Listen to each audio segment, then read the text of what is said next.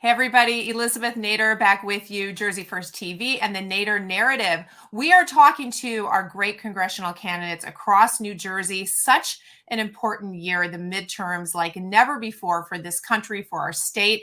So I'm happy to bring to you Mike Crispi from District 4. Mike, welcome to the show. Hello, Ms. Nader. Thank you very much for having me. It's great to be on with Jersey First. Well, thank you for being here. We want this to be an opportunity for the voters to get to know you, to understand your platform. So the obvious question I have to ask first, Mike, is why run? Why now? What is your motivation for doing this? Well, it's a great question. And, I never expected at this stage of my life I would be doing something like this. But, I've been a broadcaster like you, and I've been traveling the country as a member of Right Side Broadcasting Network over the last number of years, reporting on the ground at the grassroots level, seeing what the great America First patriots care about, seeing what compels them to stand in line for 24 hours at a Trump rally. I've also gotten a chance to cover the other side, seeing what the radical left is doing, how they burn down our cities, they throw bricks through windows of stores, they burn cop cars. So I've covered the movement that President Trump has started and how amazing that truly is and how it transcends the Republican Party as we know it. And I've also seen the other side of the threat that the radical left is posing, a threat that I think is unique. I don't think we've ever seen anything like it. So you take those two things and then you look at the thing in the middle, and that is Capitol Hill, our Congress, and our leaders. And I've covered them too. And I have seen a massive disconnect both with the people who vote for them, right? So the Republicans on Capitol Hill that get votes from these people who show up at Trump rallies, the grassroots. There is no connection between those two groups of people. And just as terribly, there's no connection between the leaders in Washington and the folks on the ground at the radical left. They have no semblance of the threat that's going on the other side. So we have out-of-touch leaders who do not understand what their base wants or what the threat is from the other side. So when President Trump, in the middle of November, called for a primary challenger to Chris Smith, who's been in office for 42 years, I thought it was a great opportunity, and I thought about it, and some people called me, including Roger Stone, who you know. And it's not an easy decision to do something like this, but I think that the country needs bold, new, strong leaders. And I think President Trump has prescribed the need for that. And I think now more people are awake to that need now more than ever. So really, this is about June. For your district, this is all about the primary in June. And do you believe that you will see new voters engaging in that primary? Well, yes. I mean, when I go around the district, the energy that I get is one, we don't know who Chris Smith is. Two, oh, I only found out about him because he voted for the infrastructure bill that President Trump called him out. And three, our country is in trouble. And now we're in this deep red Republican district in District 4. Why shouldn't we have a bold, strong, principled America First fighter? It's not like these swing districts in New Jersey. This is a R plus 24 district. So we have the ability to elect somebody strong, principled, unafraid, and unwavering, and they could be a great bedrock to the entire conservative platform for the state of New Jersey. So I think that the voters are excited. I think that, again, President Trump, I think one of the most consequential things that he's ever done through his political career is wake up the masses to the rank and file folks who were previously not engaged in politics, wake them up to actually care about local elections, which includes primary battles.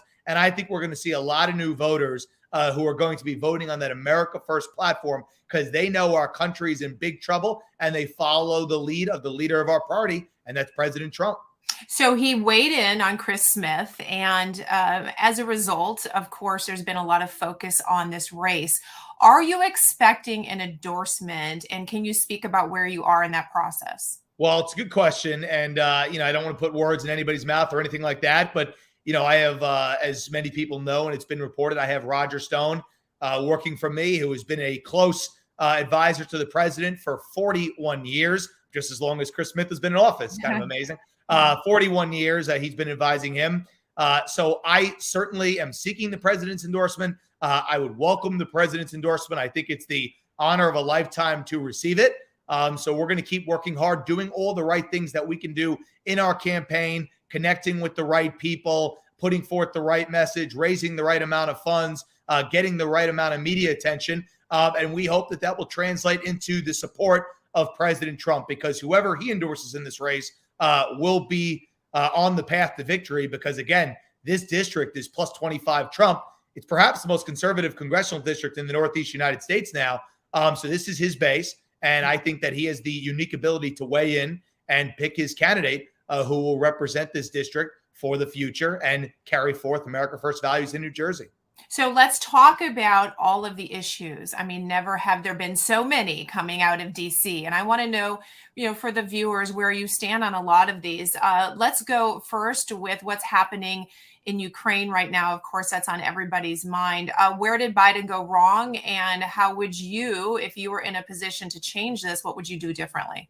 Well, it's a good question. And I had the privilege to be at President Trump's CPAC speech this weekend and see up close and personal. And he made a good point. The first things first is that President Trump was the first president in a very long time, I think over 60 years, not to start any new foreign conflict. So first things first, I think that his foreign policy has been validated, peace through strength. We would have never been in this position if Trump was still the president. Joe Biden is weak. He's feckless. We saw, and President Trump called it out, how Germany and these European countries are forming a pipeline deal with Russia, and then they claim Russia is the enemy. How are we funding Ukraine in their relief efforts? But at the same time, everybody is buying energy from Russia. Trump pointed that out in the NATO meetings in Europe, and nobody on the media covered it, except maybe Jersey First, right? And maybe on my show. But very few people covered these things, right? These were things that he pointed out. So President Trump was never, as the fake news called him, a Russian asset. As a matter of fact, he was the exact opposite. And we see people on the left, they have wanted to, Hillary Clinton and the neocons for years have wanted to engage in this conflict with Russia. And while Russia is certainly not good and Vladimir Putin is certainly out of control and a thug, I think that the greatest threat that we have is allowing these narratives to spin up and allowing us to get embroiled in foreign conflict, send our troops to war, have our troops' blood be spilled on foreign soil. I think that could all be avoided with strong diplomacy. And it's funny, they always said, oh, Trump is going to start World War III and his tweets are so out of control. I think it's pretty incredible how 140 characters, Liz, literally prevented foreign conflicts, because they looked at what Trump said and said, wow, this guy might just actually do it.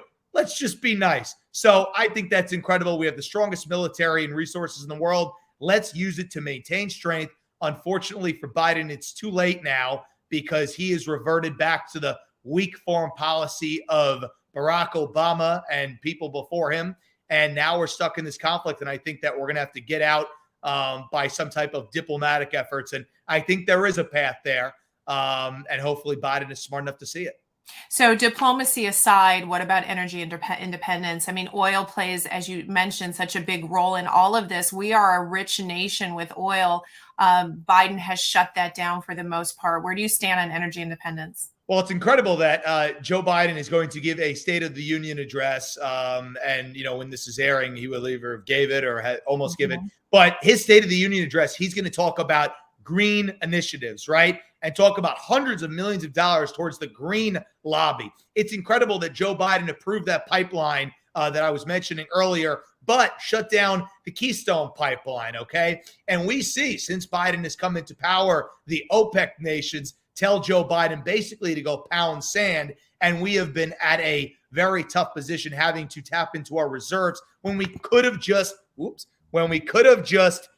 unleashed our energy independence ourselves. It's funny. I'm so fired up and throwing the camera around. That's good. But it just gets me fired up because it's feckless leadership. And we know what needs to be done. We know we have the solutions. It's almost as if they want to see America weakened or fundamentally change. It's the only logical explanation for the type of destructive behaviors of the Biden administration. Yeah, it really doesn't make any sense. And it's hurting all Americans, all of us in the pocketbook for sure. And in other ways, China. So, we've got Ukraine right now, sanctions against Russia. China will just backfill those. So China is looming large as well. Do you expect that they might make a move on Taiwan as a result of Biden's weakness? And how would you address the China issue? Well, I mean, China clearly, and I've said this from the start, China is the world's deadliest and biggest threat to the country. They are the threat. when everybody wants to talk about China. Joe Biden, you look back to before he was elected, he said a strong China is good for the global economy. That is baloney, okay? I'm speaking politely because I'm a politician, but that is such BS. Yeah. China is the world's greatest threat. They very much want to take over Taiwan. They very much, I don't think it's conspiracy now to say that COVID and their dishonesty and what they did with the bat, which turned out to be a lab leak, I think they unleashed this on the world to destabilize the country. When President Trump was going for re-election, he was the toughest president in the history of the modern era on China. He was the only leader who wasn't bought and paid for by them. I encourage everybody on the show, go read the reporting of Natalie Winters at the National Pulse, and you'll see how so many of these politicians are bought and paid for by China. That's why there's inaction, and that's why they went after Trump, because he was the only president who pointed it out. So these politicians turn a blind eye to China going to take Taiwan and kind of placate that. But at the same time, they talk about how Russia is the biggest threat to the world with Ukraine, when Russia itself, look at their GDP, they are a very weak nation. So the threat of China and the threat of Russia,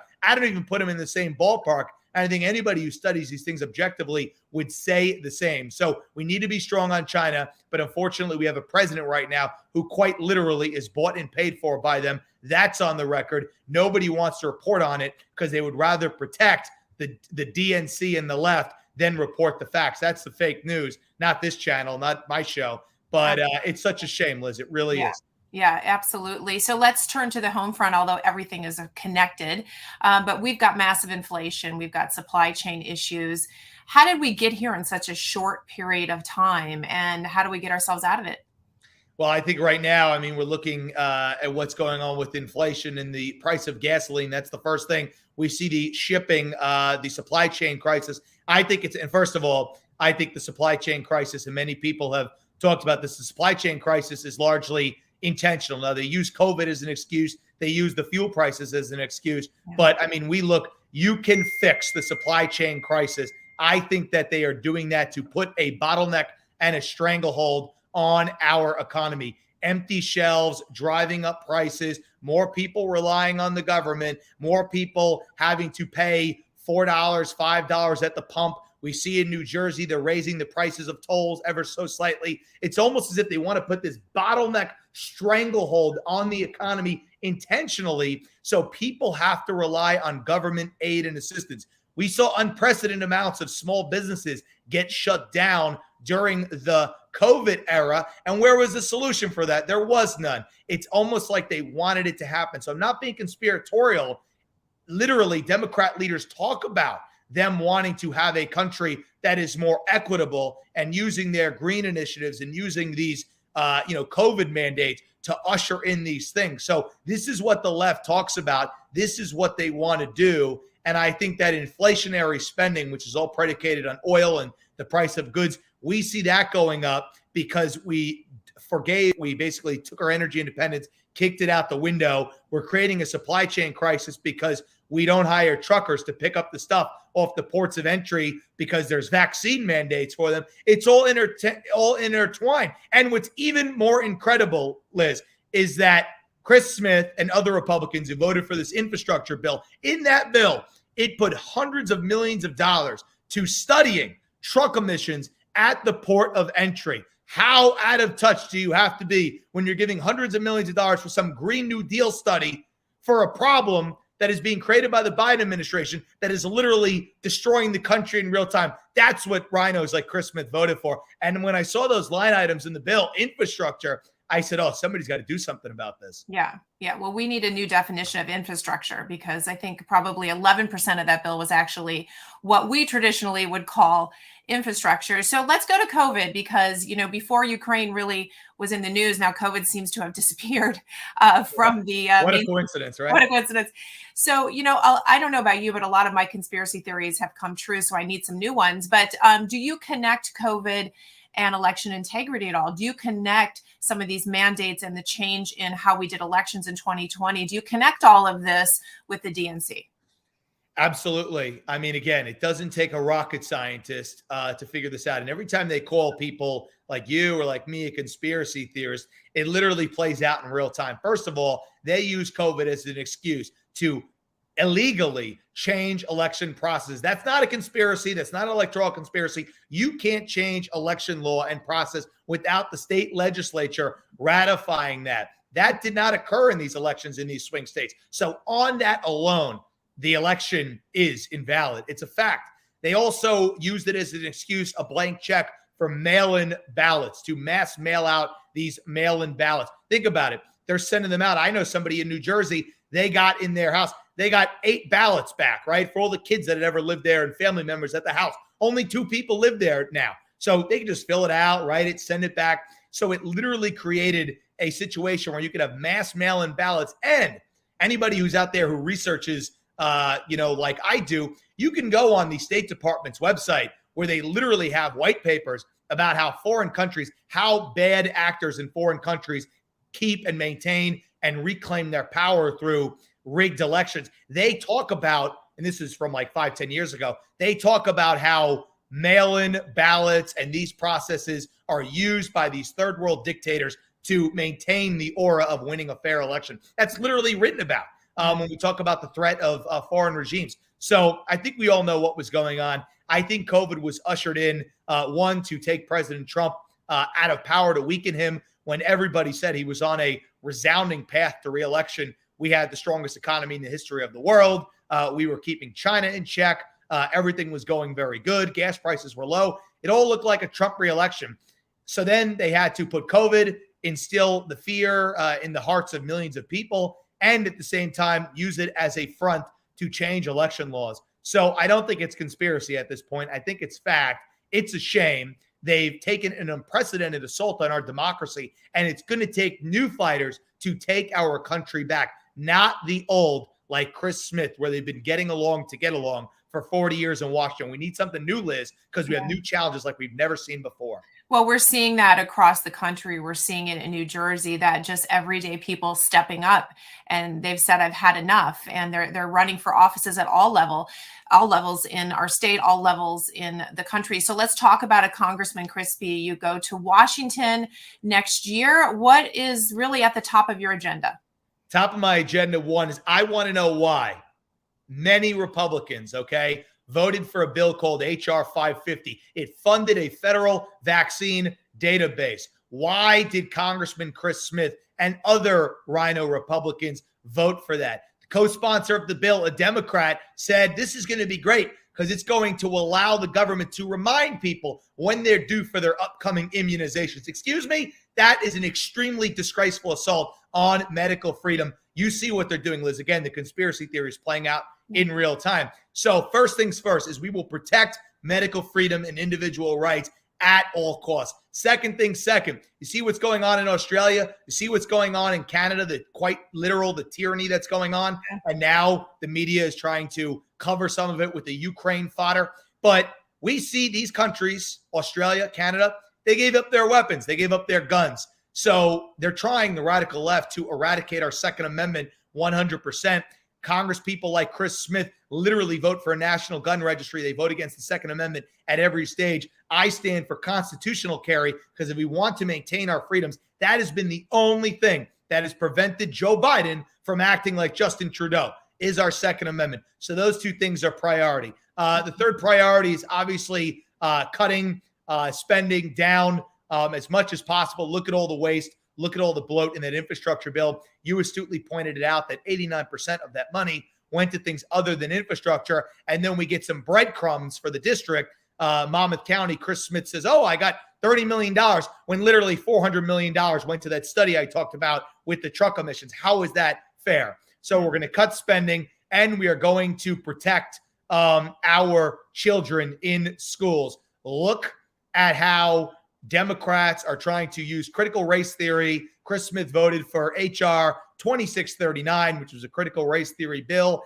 18 other Republicans voted for it. We need to protect our children because that is our next generation, and they are vulnerable and impressionable in school. Yeah. So we need school choice. We need to protect our children. We need to stand up to critical race theory. We need to protect our Second Amendment. We need economic empowerment, and we need to stop the witch hunts. They waste our tax dollars, and they're harmful to our democracy. The witch hunts that go on by the radical left, continuing to take their assault on President Trump and go after this January 6th nonsense. That needs to stop. And everybody who speaks out about it, we need to repeal Section 230 to give people their voice again, Liz.